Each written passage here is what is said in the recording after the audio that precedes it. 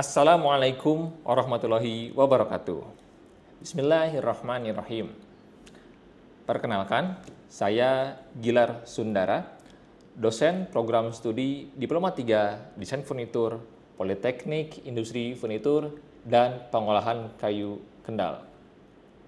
Video ini dibuat sebagai salah satu persyaratan dalam sertifikasi dosen, khususnya sebagai bagian dari dokumen pernyataan diri dosen yang menggambarkan pelaksanaan Tridharma perguruan tinggi pada bidang pendidikan dan pembelajaran.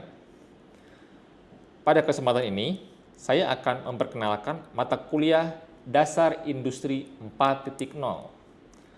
Mata kuliah ini merupakan mata kuliah rumpun manajemen desain produk, diselenggarakan pada semester 2 dengan bobot 2 SKS. Mata kuliah Dasar Industri 4.0 dirancang untuk memberikan pengalaman belajar kepada mahasiswa dalam memahami konsep dasar, karakteristik, dan apa saja teknologi yang menjadi fondasinya, serta optimalisasi teknologi kekinian dalam perancangan furnitur di era Industri 4.0.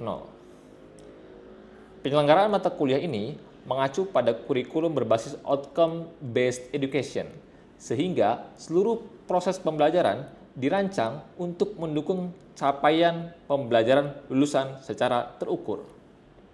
Mata kuliah ini mendukung penguasaan pengetahuan dasar desain furnitur, pengembangan kreativitas dan inovasi, kemampuan memanfaatkan teknologi mutakhir, serta pembentukan sikap profesional dan bertanggung jawab dalam bidang desain furnitur. Adapun capaian pembelajaran mata kuliah atau CPMK yang diharapkan setelah mahasiswa menyelesaikan mata kuliah ini meliputi: yang pertama, mahasiswa mampu menjelaskan konsep dasar, karakteristik, dan manfaat industri 4.0 serta menunjukkan relevansinya pada bidang desain furnitur. Yang kedua, mahasiswa mampu menerapkan teknologi industri 4.0 untuk menghasilkan inovasi dengan desain furnitur yang sesuai dengan kebutuhan pengguna. Yang ketiga, mahasiswa mampu menganalisis penerapan teknologi industri 4.0 dalam pengembangan desain furnitur yang mengacu pada standar nasional maupun internasional. Perkuliahan dilaksanakan dalam 16 kali pertemuan yang terdiri atas 14 kali kegiatan pembelajaran, 1 kali ujian tengah semester, dan 1 kali ujian akhir semester. Materi pembelajaran disusun secara bertahap, dimulai dari konsep dasar industri 4.0, Internet of Things, sistem otomatisasi, cloud computing, big data, artificial intelligence, additive manufacturing, hingga penerapan teknologi industri 4.0 pada pengembangan desain furnitur. Proses pembelajaran dilaksanakan secara blended learning dengan memadukan pembelajaran luring di kelas dan pembelajaran daring melalui Learning Management System EdLink demi mengoptimalkan sumber daya serta meningkatkan digital savvy di era industri 4.0 ini. Metode pembelajaran yang digunakan meliputi pemaparan materi, diskusi interaktif, studi literatur, studi kasus, presentasi, dan penugasan sehingga mahasiswa didorong untuk aktif mencari referensi, berdiskusi, menyusun resume, serta mengembangkan gagasan desain furnitur berbasis teknologi industri 4.0. Penilaian hasil belajar dilakukan secara komprehensif yang meliputi aspek pengetahuan, keterampilan, sikap, dengan komposisi penilaian sebagai berikut. Nilai sikap yang mencakup kehadiran dan perilaku sebesar 15%, nilai tugas, baik tugas mandiri maupun tugas terstruktur sebesar 20%, nilai ujian tengah semester sebesar 25%, dan nilai ujian akhir semester sebesar 40%.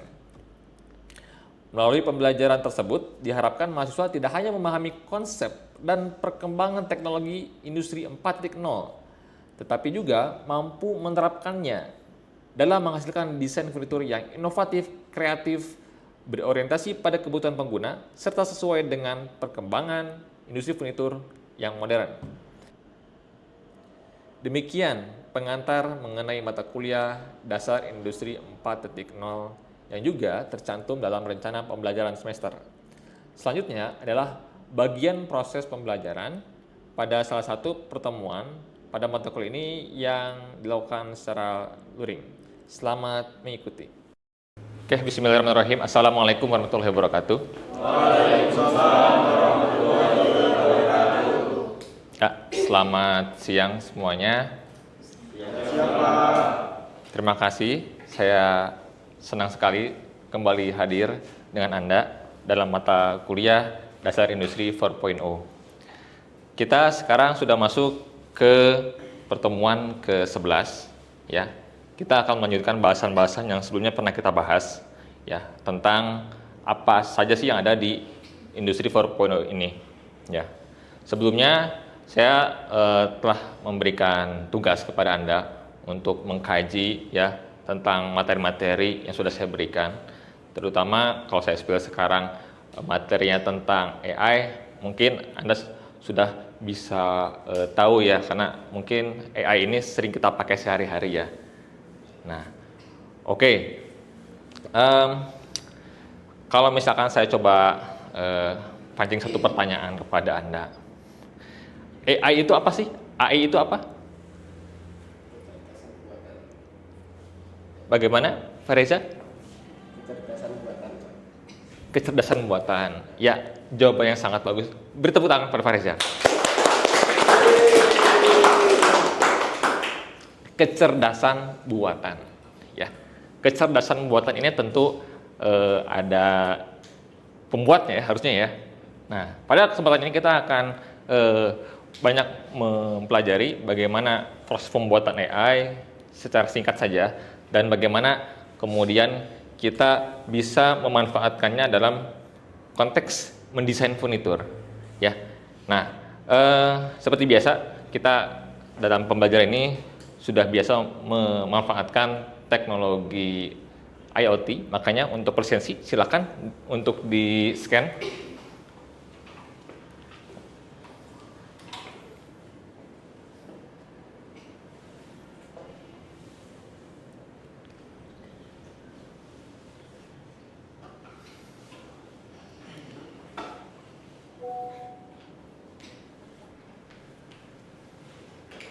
Ya, terima kasih bagi yang sudah men-scan, karena otomatis kehadiran Anda hari ini langsung terkoneksi dengan sistem AddLink yang nanti kita akan sharing tentang materinya, dan juga nanti kalau misalnya ada tugas, saya akan mereviewnya melalui sistem tersebut.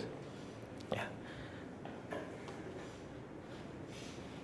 Kita masuk ke materi hari ini, ya, yaitu tentang kecerdasan buatan, ya.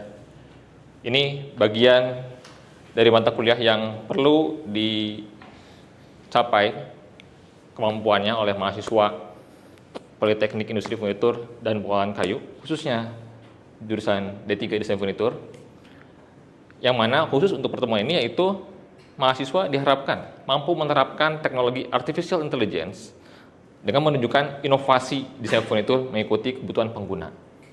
Wah, berarti ini ada beberapa kata kunci yang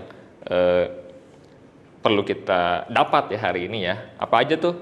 Artificial intelligence, kemudian inovasi desain furnitur, kemudian inovasi yang bagaimana? Inovasi yang mengikuti kebutuhan pengguna. Ya. Baik, nanti kita akan bahas ya. Nah,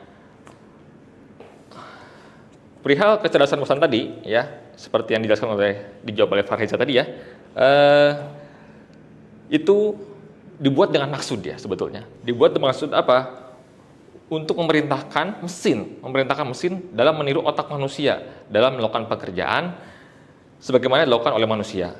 Ya, jadi pekerjaan yang diperintahkan kepada mesin ini sebetulnya ya hampir mewakili ya kemampuan manusia. Nah, bagaimana artificial intelligence tersebut bisa terbangun ya, ini secara historis mengalami proses panjang sebetulnya dari awal pengembangan artificial intelligence itu sendiri, kemudian machine learning, kemudian deep learning. Nah, kalau misalkan kita pengen tarik sejarah lebih jauh, sebenarnya ini lebih dari 60 tahun perkembangan artificial intelligence ini sudah berjalan ya. Nah, adapun secara sederhana ya, untuk kita memahami proses di dalam artificial intelligence, ya ini di dalamnya ada machine learning, kita bisa melihat satu video ini.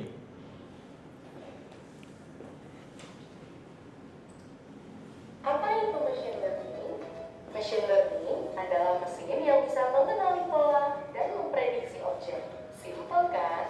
Coba kita lihat apa itu pola. Jeruk, apel, jeruk, apel, jeruk. Pasti Anda tahu buah yang akan muncul selanjutnya kan? Apa? Betul. Oh, Akan keluar apel sesuai pola sebelumnya. Sekarang mari kita lihat ibu yang sedang mengajari anaknya tentang buah-buahan. Ini buah apel, ini buah jeruk, ini buah apel, ini buah jeruk. Kita lihat anak tersebut mempelajari bentuk buah secara visual dan diulang-ulang oleh ibunya. Sama seperti machine learning, murid melatih mesin yang akan mempelajari tentang sebuah pola dan memprediksi pola yang akan datang. Di skenario ini, murid menunjukkan gambar anjing ke mesin, dan mesin akan mengingat pola visual anjing tersebut. Lalu, mesin ditunjukkan gambar kucing, dan mesin akan mengingat pola visual kucing. Sekarang, kita anggap mesin tersebut adalah mobil. Mobil ditunjukkan oleh murid gambar lampu hijau, dan mobil diprogram untuk jalan saat dia mendeteksi lampu hijau. Oleh karena itu, saat mesin mengenali lampu hijau tersebut, dia akan jalan. Sebaliknya, setelah murid mengajari mesin untuk mendeteksi apa itu lampu merah, mesin tersebut akan berhenti saat melihat lampu merah. Tanpa kita sadari, murid sudah menciptakan program mobil otomatis yang bisa jalan sendiri tanpa supir. Sekarang kita lihat, semua yang diajarkan murid ke mesin tersebut bisa dijadikan satu program. Dan program tersebut akan menggantikan supir pada mobil. Contoh lain dari machine learning adalah face recognition untuk mengakses handphone kita. Handphone kita hanya bisa diakses setelah mengenali pola wajah kita sendiri. Nah, sekarang apa sih yang akan dipelajari murid di kelas machine learning? Murid akan membuat proyek terpanggil pada Roblox Studio, proyek face recognition dan proyek rock paper scissors menggunakan Scratch, proyek weather prediction dengan Python, dan masih banyak lagi. Dengan proyek-proyek ini, nah, itu sekedar pengantar tentang machine learning, bagian dari artificial intelligence. Jadi, untuk kita bisa memahami artificial intelligence, kenapa bisa begitu cerdasnya menjawab apa yang kita mau ya? Karena machine learning menjadi bagian dari artificial intelligence itu sendiri. Jadi ada mesin yang diajari membaca pola-pola tertentu sehingga jawabannya menjadi tepat sesuai dengan yang diprediksikan. Nah, gimana sih mekanisme AI sehingga bisa mendekati apa yang kita inginkan jawabannya ya? Itu karena AI ini berbasis dari big data.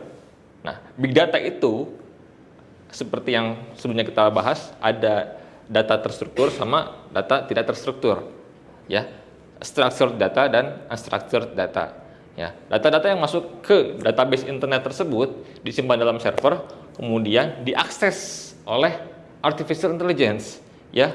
Nanti ada mesin yang membaca data-data tersebut ya. Sebegitu banyaknya data sehingga bisa dibaca polanya.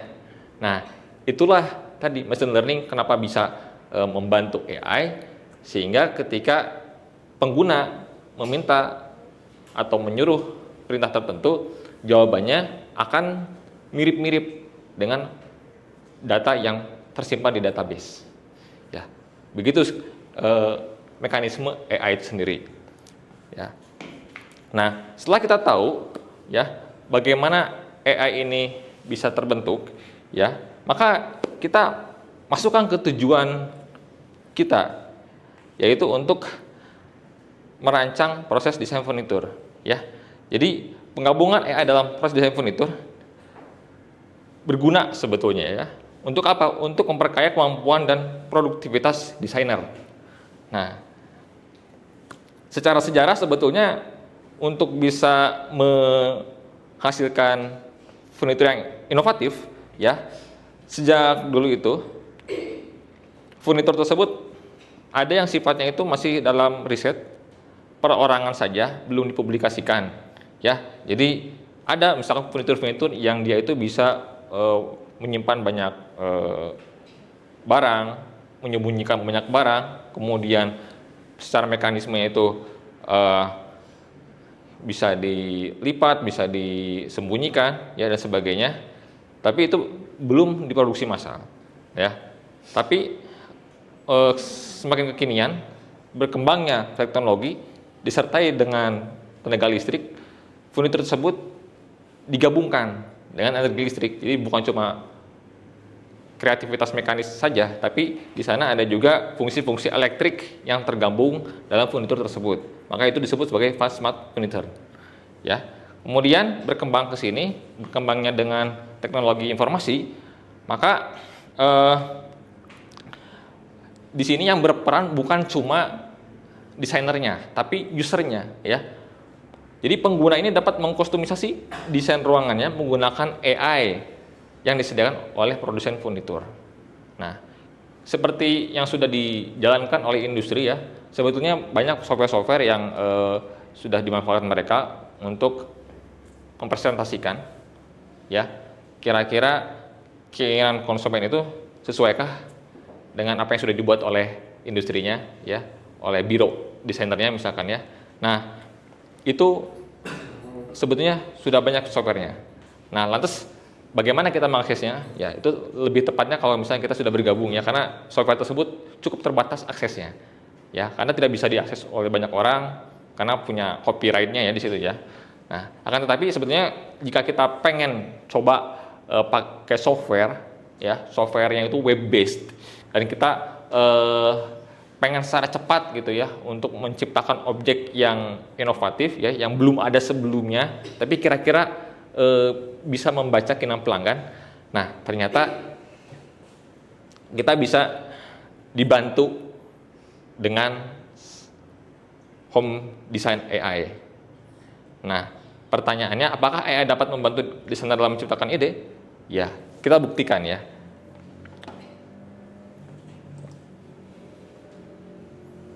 Nah, ini halaman websitenya, ya, bisa dilihat. Saya akan tunjukkan kepada Anda. Nah, di sini kita perlu punya account. Kebetulan untuk akses fullnya kita mesti berbayar. Tapi untuk kita mencoba, setidaknya ini menjadi hal yang menarik, ya. Kita akan coba mendesain furnitur. Barangkali di sini ada yang bisa mensimulasikan siapa pelanggannya, siapa desainernya mungkin. Misalkan Zakia sebagai pelanggannya, kemudian Raffi sebagai desainernya, ya. Kita akan coba demonstrasikan, ya. Zakia misalkan punya imajinasi apa, pengen bikin furnitur apa, kursi apa, sofa apa misalkan, nanti tinggal disampaikan saja. Raffi juga sama, ya, nanti menangkap apa yang diinginkan oleh Zakia, ya. Kita simulasikan seperti user sama desainer, ya. Ya. Baik, Raffi bisa ke depan sini, ya. Nah, oke. Sama Zakia. Nah, kita ceritanya mau bikin apa? Pengennya apa? Meja, kursi, atau apa? Kursi. Oke. Ya. Raffi sebagai desainer, ya, kita akan terjemahkan apa keinginan dari Zakia, ya. Kita akan coba buat usulannya melalui menggunakan AI ini.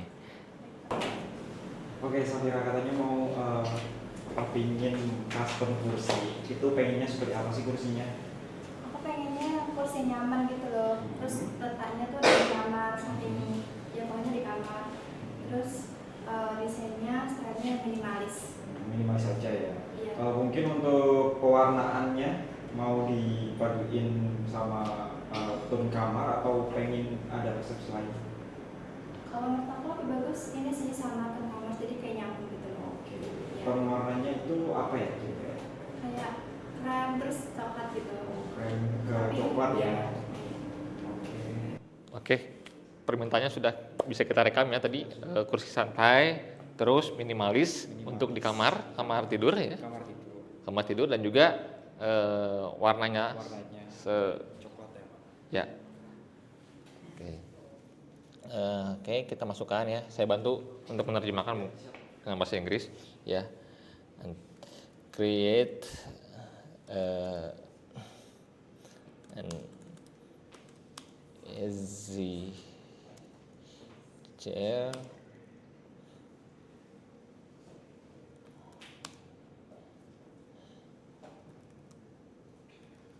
style placed in light cream bedroom. The chair painted with the same with the room. Ya, kita coba ya. Nah, silakan tinggal diklik aja.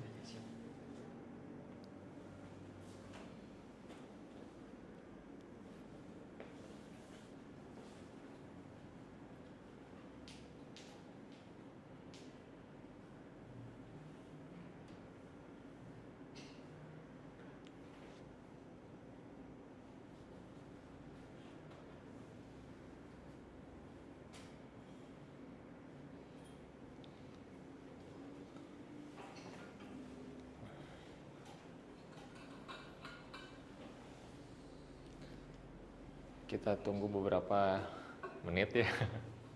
Nah tadi untuk membaca keinginan konsumen, kalau misalkan kita biasa bikin menggunakan, misalkan sebut saja softwarenya SketchUp ataupun AutoCAD, itu juga kita ya minimal 3 jam kali ya untuk bisa membuat desain seperti itu ya. Atau bisa lebih cepat lagi kalau misalkan kita milih database yang ada gitu ya kan, tinggal diklik warnanya sesuaikan gitu kan. Nah kurang lebih seperti ini ya. Ini gambar yang dihasilkan oleh AI ya. Ini kira-kira sudah sejalan dengan pikiran Safira? Oke ya. Jadi ini sebetulnya bisa dipakai buat duduk santai terus lonjoran kakinya sehingga kita bisa rileks banget di situ. Oke. Ya. Baik, itu contohnya kursi yang didesain menggunakan AI ya. Oke, terima kasih. Silakan kembali ke tempat. Ya, nanti Anda bisa coba sendiri sebetulnya untuk menciptakan ide-ide yang segar ya untuk furnitur-furnitur yang semakin cocok dengan keinginan konsumen ya. Dan ternyata itu caranya mudah banget ya. Tadi kita bisa manfaatkan home design AI ya. Ini websitenya. Ini perlu daftar. Habis itu tinggal masukkan promptnya. Habis itu nanti akan ada hasil yang sesuai dengan prompt tadi. Ya, mendekati keinginan kita ya. Karena kita sudah terjemahkan ke dalam prompt. Nah, itu salah satu contoh desain furnitur yang kita bisa generate menggunakan AI ya. Dan selanjutnya nanti Anda silakan coba sendiri, nanti hasilnya silakan untuk dikirim ke grup ya, grup WhatsApp. Nanti kasih like ya di grup tersebut, ini karyanya Fahreza, karyanya Raffi atau karyanya Zulfikar. Wah, ini keren banget ya. Kalau bisa nanti sampaikan, masukkan status, share ke teman-teman kalian. Oke ya. Baik, sementara untuk pertemuan kita sampai sini dulu. Terima kasih banyak atas perhatiannya. Kita jumpa lagi di pertemuan berikutnya. Baik, terima kasih. Assalamualaikum warahmatullahi wabarakatuh. Waalaikumsalam warahmatullahi wabarakatuh. Sekian video rekaman proses pembelajaran untuk mata kuliah dasar industri 4.0 pada program studi D3 Desain Furnitur, Politeknik Industri Furnitur, dan Pengolahan Kayu. Video ini digunakan sebagai salah satu syarat penyusunan dokumen pernyataan diri dosen dalam unjuk kerja Tridharma Perguruan Tinggi atau PDD UKT-PT. Semoga dengan adanya video ini bisa menjadi pertimbangan yang baik dalam proses penilaian sertifikasi dosen tahun 2026. Akhir kata, saya ucapkan terima kasih. Wassalamualaikum warahmatullahi wabarakatuh.